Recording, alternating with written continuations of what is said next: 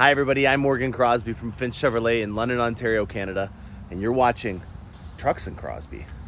Well, we've got some trucks, and the truck gods have blessed me with a really amazing lineup to show you guys, and it's going to give you guys a lot of insight on what's going on in the truck world, as well as I'm going to give you guys some updates on what's going on in the production component of the truck world as well right now. There's a lot of changes that are going on with trucks in particular with General Motors, and I want to give you that heads up. I'm in Canada and we do a lot of trucks here. I'm outside of a major metropolitan area and there's a lot of agriculture in this area, so we have a very healthy truck allotment. So I'm going to be able to help you guys out in giving you some insight on what's going on, what it would take to order one of these things, what some constraints are going to be, some roadblocks that you're going to have to navigate around, and hopefully make this truck experience that much easier for you, and just awesomely show off this new MCM. The MCM is the mid-cycle refresh, and I have a really great lineup here to show you in today's episode.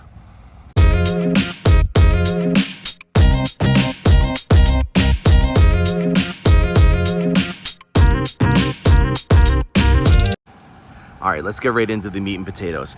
I've got AT4s here. Now, AT4s used to be a trim level called the all-terrain package, and that was something that we had on the previous generation. And when they went over to the new gen, they called it the AT4. AT standing for all-terrain, 4 for 4x4, obviously. So it's a shorter version of all-terrain. I like that, especially if you're gonna have big chrome letters or stuff on the side of the vehicle. It's a little bit easier to put that on there, and it's almost a logo in itself. And as you guys know, everything that we do in General Motors when it comes to trim levels and stuff like that is an alphanumeric. It's a nice day out. We're getting some nice vehicles. I just heard something out there. Everything that we have is an alphanumeric 3-digit code. So Z06 is an iconic one. Z71 is another one. AT4 is a little different. It's not actually something that we would say, okay, that's AT4, that's this part, or that's this trim level, but it still goes along with that theme, and I think that's one of the reasons why the marketing team decided to use AT4.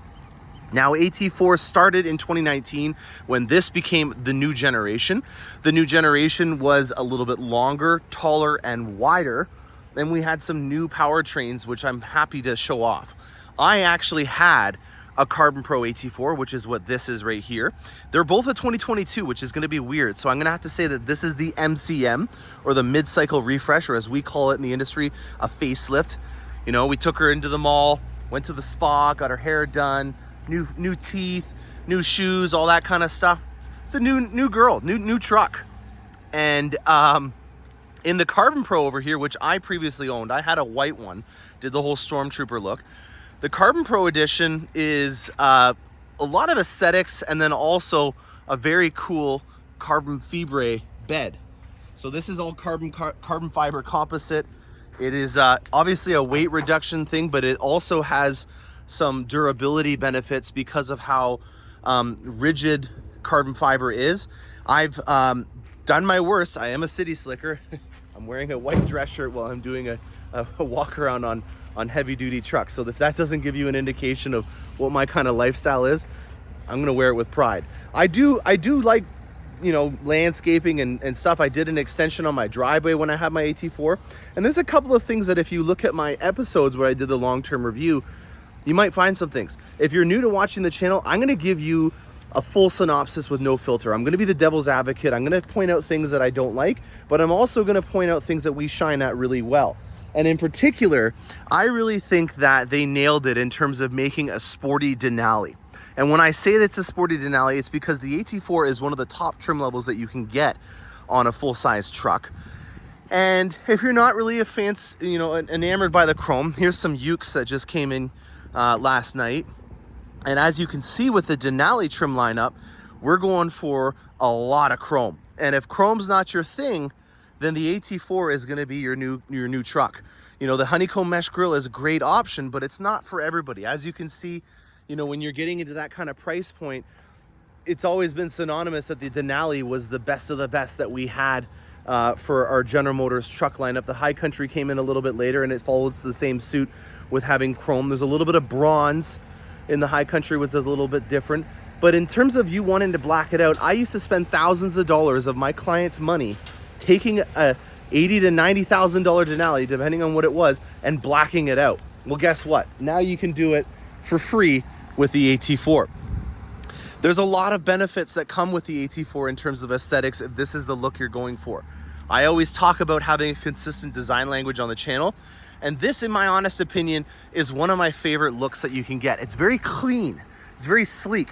This is a new material that we're starting to use a lot more in the last few years, and this is called black chrome.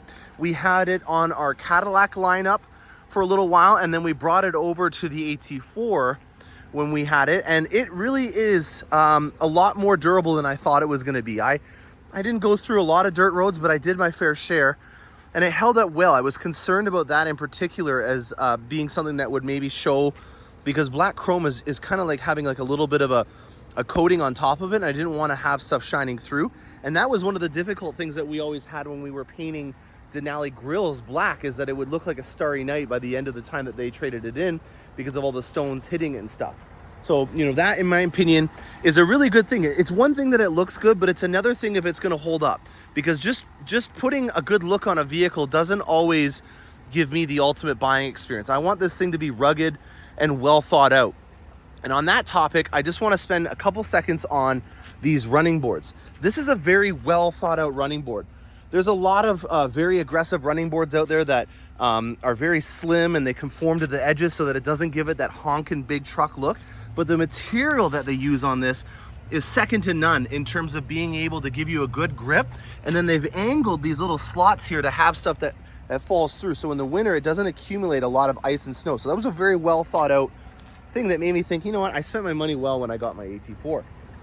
Now, this here is not a Carbon Pro. This is just a regular AT4, but it comes with my favorite new engine, which is the inline 6, or as we call it, the Mini Max. It's a Duramax, so it has got the name to go with it.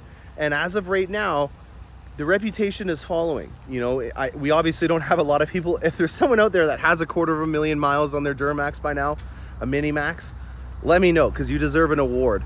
I think we might have some people that just might be touching 70,000 miles, 100,000 kilometers by now, because it's been out for a couple of years. But you know, the long-term review, I'm going to be naive and say it's going to be just as good as the other ones. But one of the reasons why I love this engine more than anything is because it's an inline 6. It's very smooth. You feel like you're in a cruise missile when you're in this thing, because you don't have that V that's creating a lot of vibrations when you give her. That, in my opinion, is one of the reasons why I like it from a ride perspective. It's quieter because, as you know, a diesel engine does not have a high RPM when it's running, because it's especially a turbo diesel, and we have almost all of our torque come within the first 1200 RPM of the turbo diesel accelerating, which is another big reason for it being quiet inside of it.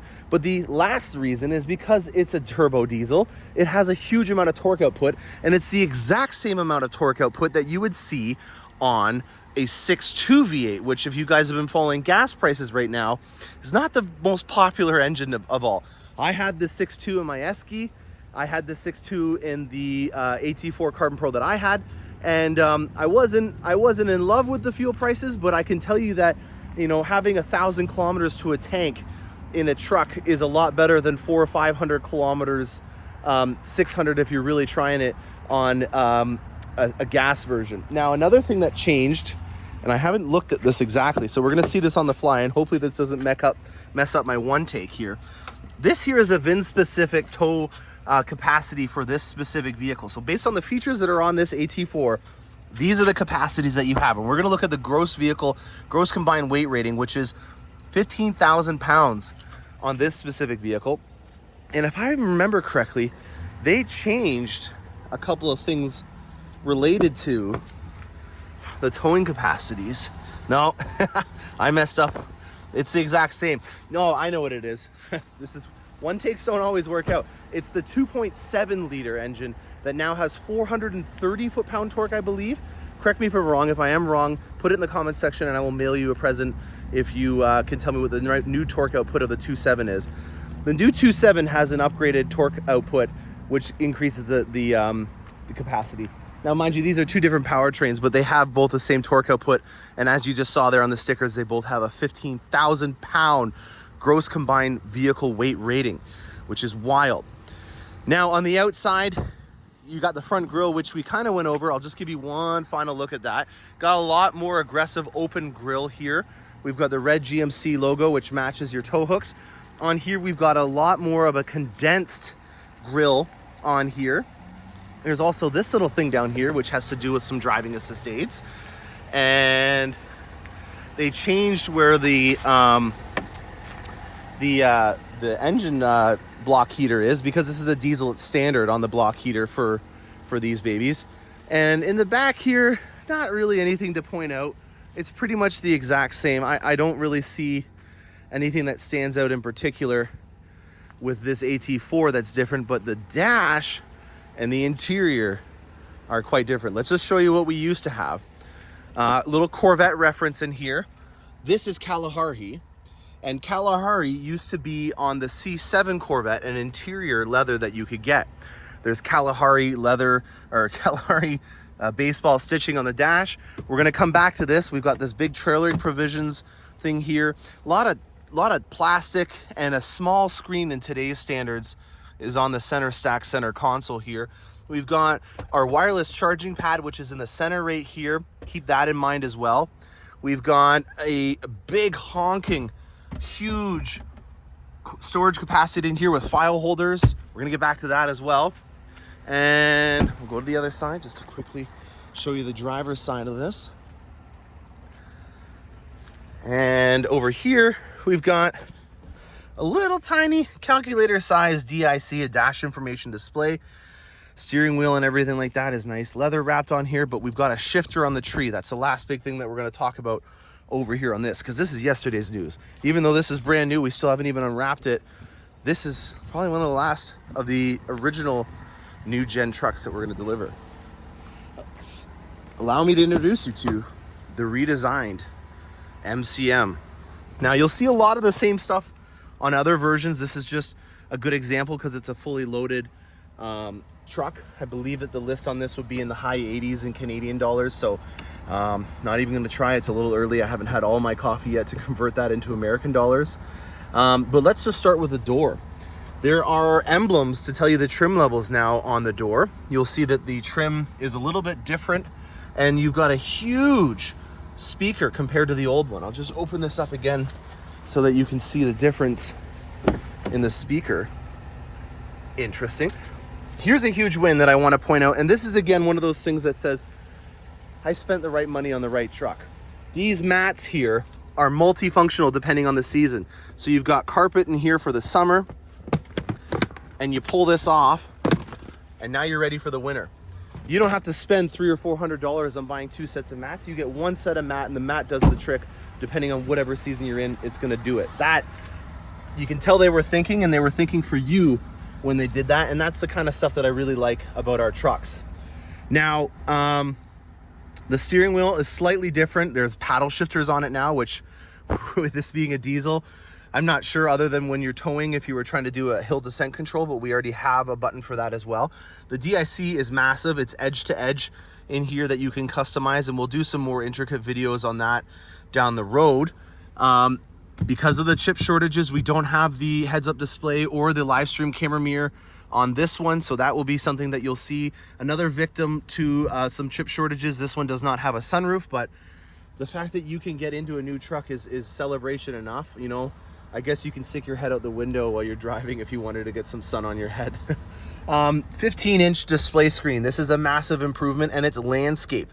So why that is, in my opinion, one of the biggest wins for this specific screen is when you have your phone projected on here and you get a text message, or you're reading the title of a podcast or something like that. On the old ones, it was such a condensed screen, with it being only 12 inches in diameter, that you couldn't read all the text. With it being in landscape now, you can see a lot more information when you have your phone projected wirelessly through Apple CarPlay or Android Auto on the display screen. Another thing that will look familiar to most people is this is a Google operating system, and it's the new Global B operating system that's in the Corvette and the Escalade.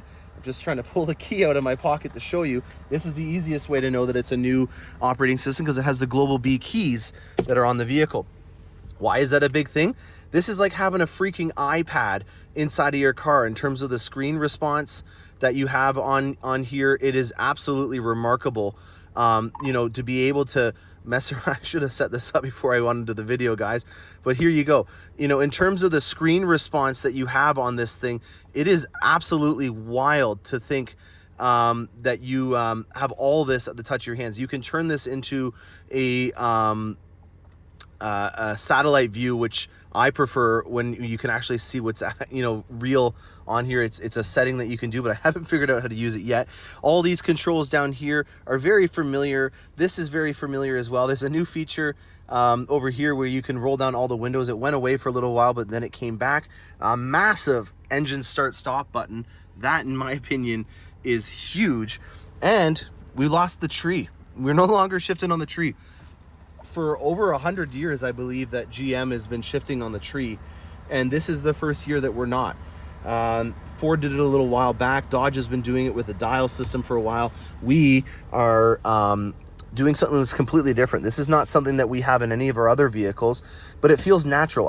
This is the first time I've been in this vehicle. We're doing this all live, as you can see with me trying to set up the navigation with the actual Google Maps system being in like the satellite view over the regular kind of artificial view here. But this to me feels natural, where I'm gripping it naturally, where my thumb places on the side is where I'm going to be able to press it to then put it into gear.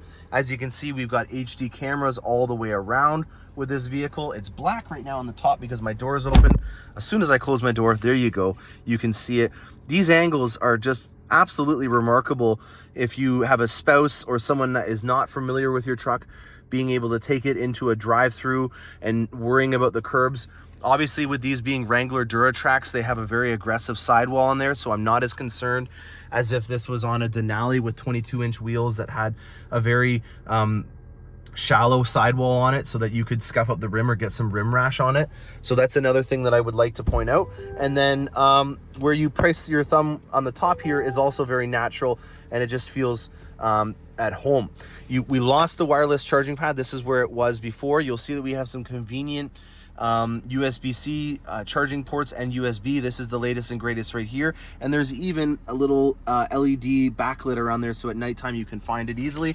And here is where your phone now sits. So this was a massive big area, and I can say from experience that it would be a pack rat nest of stuff when I was driving around, and even in my Escalade it still is. So I'm kind of actually relieved that they reduced the size of this, because it was just so big that I was throwing receipts. There was snacks in there, there was masks and stuff like that. There was just a ton of stuff, and it just turned up being a rat's nest. So I'm kind of actually glad that they've reduced the size of this, and they've made this a wireless charging pad, because in a lot of our other SUVs, this has become accustomed to where you put your phone, and it's excellent. It stays on an angle here, it charges it perfectly. You're not going to get in trouble with having your phone in your hands or anywhere where it shouldn't be, because it's a wireless CarPlay system. You still have this area to store other stuff. Your cup holder is for your cup holder, not for your phone, because now it has its own home. And you still have a decent amount of space and even more charging ports, including 120 volt AC outlet, which is inside here now instead of where it used to be, which was over here. So very well thought out, ergonomic placement of stuff. The real estate was used to the max, in my opinion, and I think this is a really great new setup. Now, another thing that just, again, makes sense, it looks a lot better, and it still serves the same purpose, is the glove compartment holder, or your trailering provisions glove compartment that you had in the old one. It's a lot more sleek. This is a really, really cool option that's on the Ultimate Denali, that you can get real open pore wood on here and a bunch of other places, but in particular, this one has a really cool map with the logistics, or the GPS navigation logistics of where Mount Denali is, which is the highest mountain in North America, hence why they call it the Denali. It's the top of the line vehicle. and nudge nudge. And then down here we have a regular glove compartment as well. So a nice new refresh on the interior. We do have some chip shortages, as this vehicle can show you right now. Take what you can get. I know that that's a very blunt kind of word that you don't hear a lot in the customer service industry, but we can't make it if we don't have the ingredients to make the pizza that you want.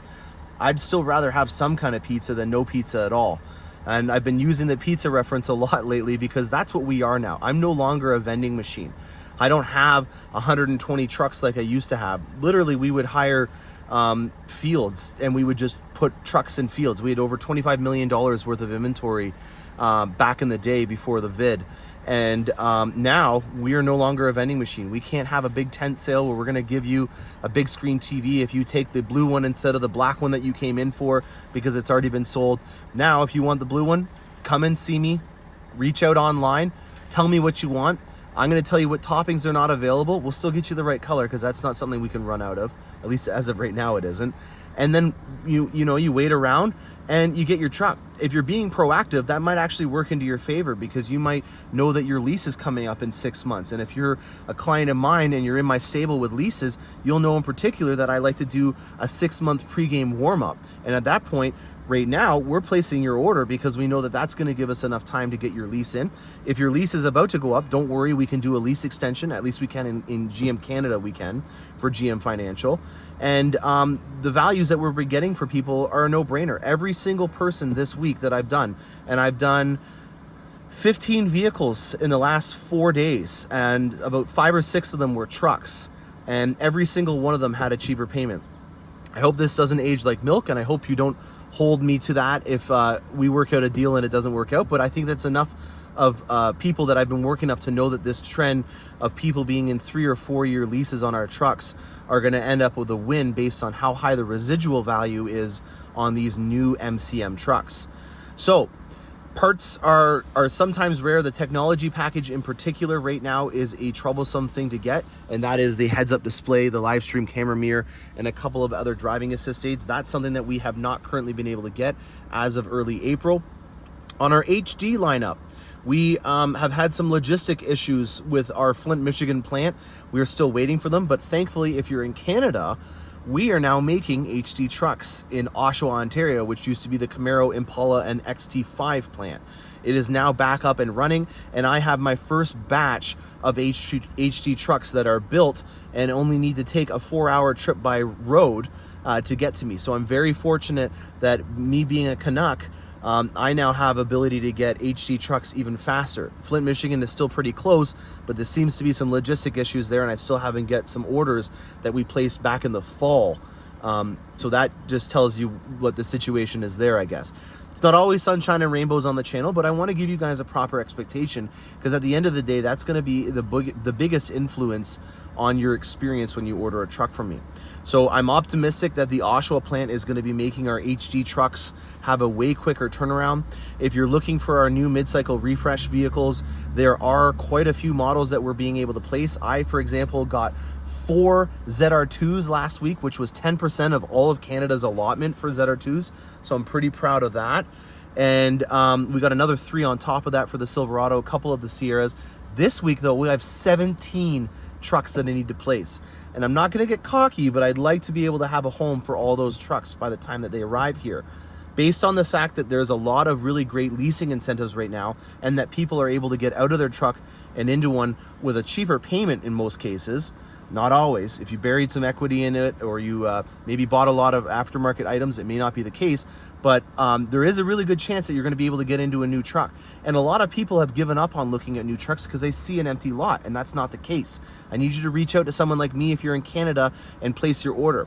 I have people that are ordering trucks from all over the country. I have 2 folks that just ordered 2 trucks from Halifax. They're going to fly in, grab their ZR2s, and drive back. So don't be intimidated that I'm in London, Ontario. I will hand deliver the vehicle with my team if you are in Ontario. So reach out. I have some trucks that are available to place this week, and I'm excited to help you guys out on all your truck adventures. I hope you guys enjoyed this truck episode of Cars and Crosby. Stay tuned for more awesome content. I'm Morgan Crosby, and happy motoring.